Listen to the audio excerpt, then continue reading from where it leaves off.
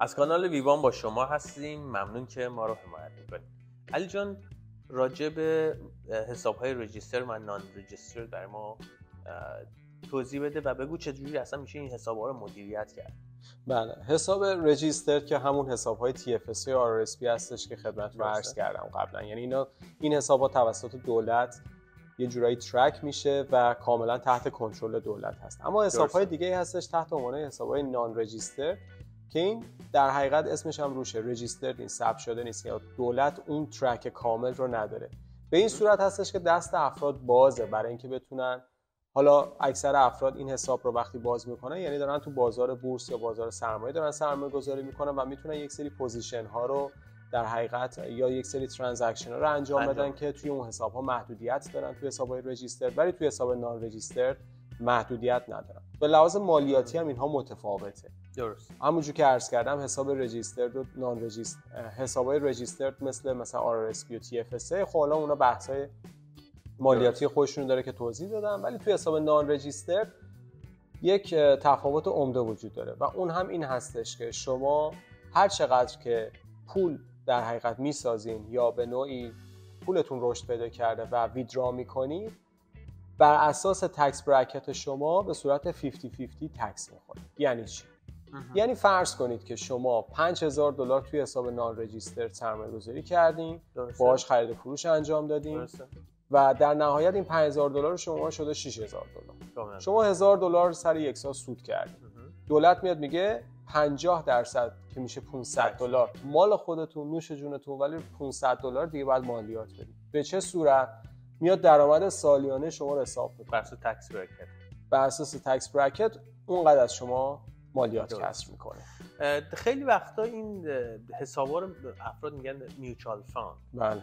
آره این درسته و میوچوال فاند هست این حساب یا نه؟ خب علتش این هستش که حالا خیلی ها این حساب ها رو از طریق میوچوال فاند شناختن.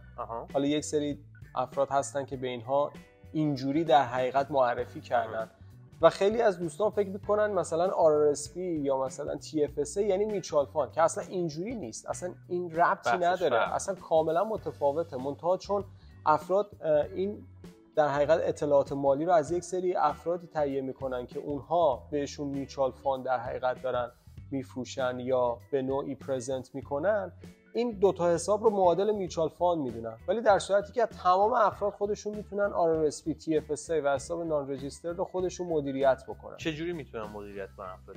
شما به راحتی میتونید با یک حساب باز کردن ساده در یکی از بروکرهای معتبر میتونید خودتون این حساباتون رو مدیریت بکنید و نیازی نیست اصلا کسی برای شما مدیریت بکنه. این یک ترسی هستش که خیلی ها میان به افراد منتقل میکنن که شما صلاحیت نداری که بتونی این حساب‌ها رو مدیریت بکنید، پس پولتون رو به دست ما بسپارید و ما براتون مدیریت بکنیم، در صورتی که این حرف اشتباهه. خیلی ها میپرسن که خب شما باید ریسک این رو قبول بکنید. بله، ریسکش رو قبول بکنید، مگه میوچوال فاند ریسک نداره؟ آره. میوچوال فاند چی هست؟ میوچوال فاند در حقیقت یک بسکتی هست، یک سبدی هستش که یه هج فاند منیجر، یک مدیر فاندی داره انواع اقسام سهام ها رو خریداری میکنه و داخل اون میوچوال فاند قرار میده. خب شما هم خودتون میتونید همون کار رو بکنید. ممکنه افراد بگن خب من بلد نیستم چه سهامی بخرم. من به نظرم خیلی از کسایی که الان دارن این حساب‌ها رو باز میکنن افرادی هستن که تحصیل کردن، با یک ذره سرچ ساده خیلی راحت میتونن متوجه بشن چه کمپانیای خوب هست چه کمپانیای بد هست. من یک مثال ساده برای شما میزنم. بفرمایید. خیلی‌ها مثلا میگن که وارن بافت یک آدم سرمایه‌داریه، این مثلا خدایگان سهام هستش و خیلی هم پول درآورده. خب درسته.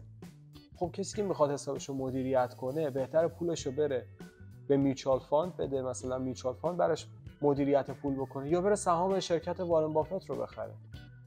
درسته. خب این اصلا فکر کردن واقعا نداره. یا مثلا همه ماها هر روز داریم از کارت‌های اعتباری خودمون برای ترانزکشن‌های روزانه خرید میکنیم. خب اینا سهام دارن.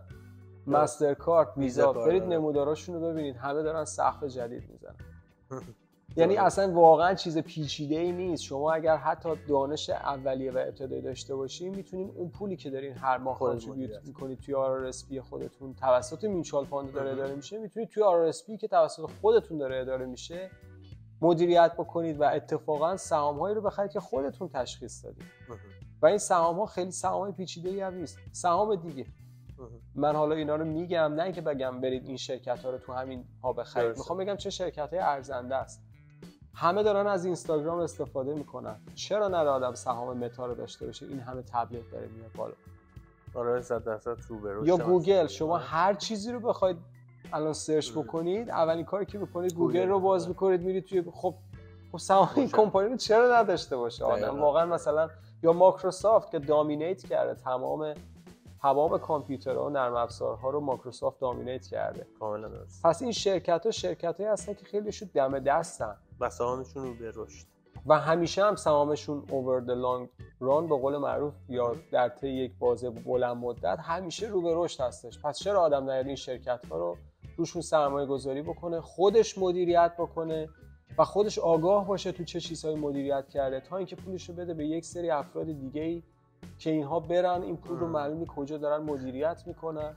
البته من فکر میکنم همه یه سری ترینینگ‌های بیسیک رو نیاز دارن، یه سری اطلاعات بیس این کار رو لازم دارن که خودشون داشته باشن و خیلی حوصله نمیکنن زیاد برند دنبالش. اما دقیقاً من میخوام همین رو خدمت شما عرض کنم، یعنی افراد دارن پولی رو به کسای دیگری میدن به خاطر اینکه حوصله نمیکنن این سرچ ساده رو انجام بدن، ولی این حوصله رو بارها سر مثلا درسای دانشگاهیشون اینا انجام دادن و اون کارا رو کردن، ولی حالا که پول خودشونه حاضرن این پول رو به کسای دیگه‌ای بدن به صورت مستقیم یا غیر مستقیم که براشون اونها سرمایه گذاری بکنن.